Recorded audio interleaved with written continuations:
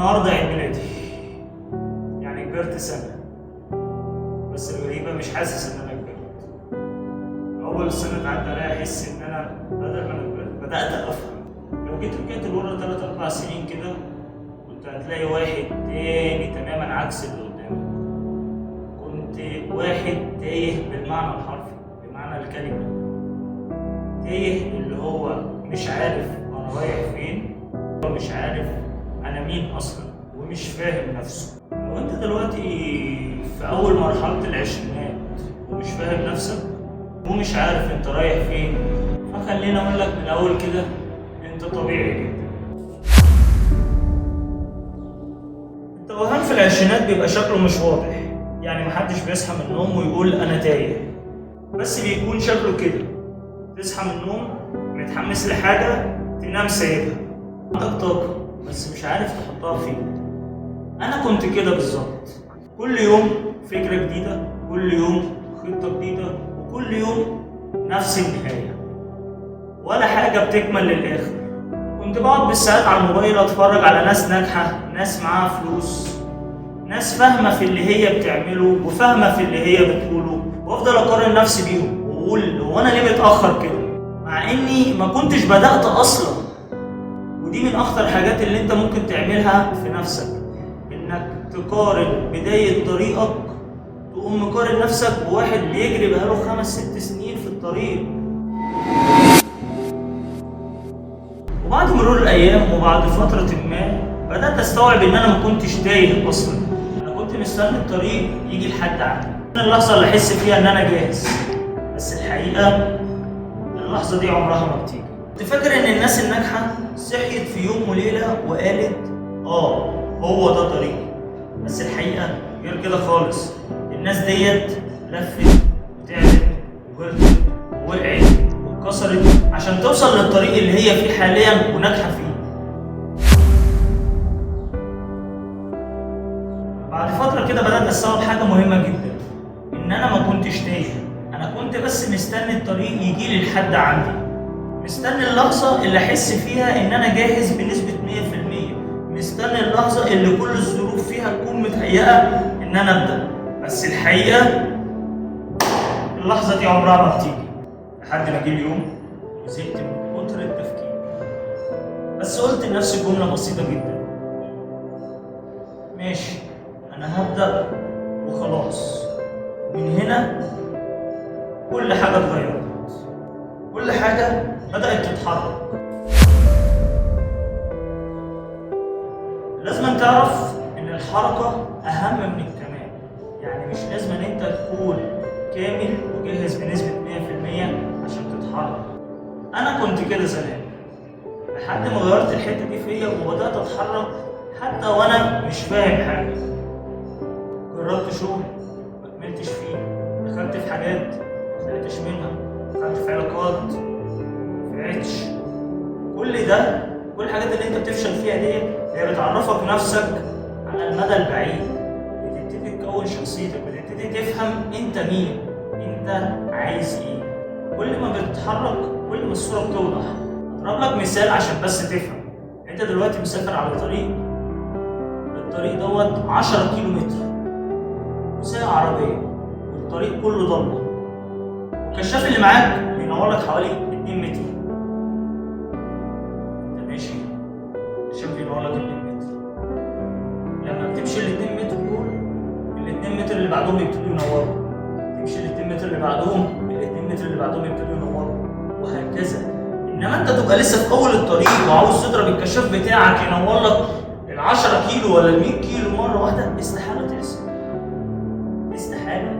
لازم تمشيها خطوة خطوة خطوة خطوة خطوة خطوة، وانت ماشي بتبتدي تشوف، وانت ماشي بتبتدي الرؤية توضح. تاني حاجة عايزك تفهمها، إن التفكير الزيادة بيجيب شلل، التفكير الزيادة بيكتفك، تفكير غير تنفيذ بيساوي شلل. زمان أنا كنت بفكر كتير لدرجة إن أنا كنت بحس خلاص إن أنا مشغول، وتحس برضو إن التفكير دوت كان بيخليك تهرب من فخ التنفيذ، اللي هو لأ، أنا هفكر كويس وهخطط كويس وهحسب كل حاجه بالمسطره عشان لما انفذ الحاجه تطلع بيرفكت. كنت باخد وقت كتير افكر انفذ واخطط وهعمل واسوي واروح وهاجي، بس باجي على ارض الواقع ما عملتش حاجه. لكن اول ما بدات اجرب الدنيا كلها بدات تبان. ان المقارنه هي اسرع طريق لتحطيم نفسك. السوشيال ميديا بتوريك النتيجه لكن عمرها ما بتوريك الرحله. بتوريك النجاح بس عمرها ما بتوريك السنين اللي اتبهدل فيها عشان يوصل للنتيجه النهائيه اللي انت بتبقى شايفها وبتقارن نفسك بيها وانت اصلا لسه ما بداتش. فانت لسه في اول الطريق وبتقارن نفسك بحد بقاله سنين بيجري، وده ظلم لنفسك. برضو حاجة تتصالح معاها إن الفشل مش وحش، بالعكس الفشل ده دليل إنك بتتعلم. أنت لو حبيت الفشل صدقني هتتعلم منه حاجات كتير أوي. أنت لما بتوصل ولما بتنجح ما بتتعلمش حاجة، بالعكس أنت بتفرح.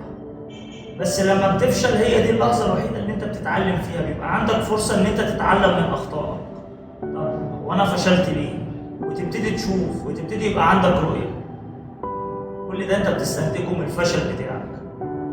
في ناس مجرد بقى اول ما بتفشل خلاص هي بترمي الفوطة، خلاص هي نهاية الفوطة، ما بيديش حد لنفسه فرصة يسأل نفسه هو انا فشلت ليه؟ انا عن نفسي فشلت في حاجات كتير، بس كنت كل مرة بقع فيها كل مرة بتعلم حاجة جديدة. كل مرة بقع كل مرة باخد خطوة لقدام.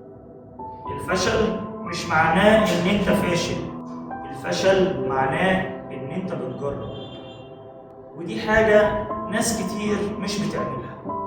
فلو انت في اول العشرينات حاسس انك تايه، حاسس انك مش فاهم حاجة، حاسس ان انت متأخر وكل الناس سبقتك، خليني اقول لك الحقيقة اللي انا كنت محتاج اسمعها من زمان. انت مش متأخر، انت لسه بتبدأ. انت مفيش حد سبقك، انت بس كل واحد ليه توقيت بيوصل فيه. في ناس بتنجح على 20، في ناس بتنجح على 30، في ناس بتنجح على 40، وكل دوت بيبقى مترتب على حسب ظروفك وعلى حسب حياتك. انت مش بتسابق حد، انت ماشي بتوقيتك انت مش بتوقيت حد تاني. يعني معنى كده ان مثلا حد نجح وهو عنده 25 سنة وانت لسه، معنى كده ان انت فاشل؟ لا، انت ممكن عادي تنجح على 30.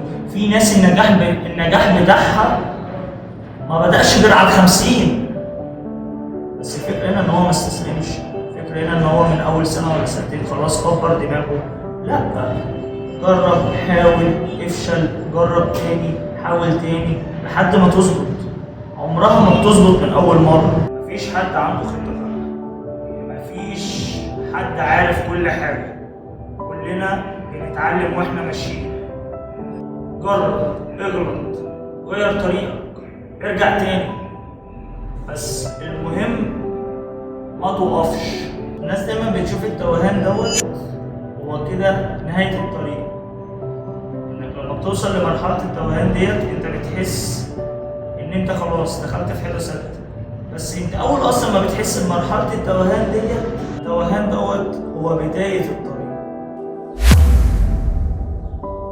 يعتبر أول سنة أدخلها في حياتي وأنا فاهم نفسي شوية، مش عشان نجحت ولا عشان وصلت، بقيت صادق مع نفسي أكتر، بقيت متصالح مع عيوبي، بقيت متصالح مع غلطاتي بشكل أكبر. فلو أنت لسه تايه، لو أنت حاسس نفسك إن أنت متأخر، ما تقلقش، أنت مش لوحدك، أنت مش متأخر، أنت بس لسه في بداية القصة. لو عجبتك الحلقة ما تنساش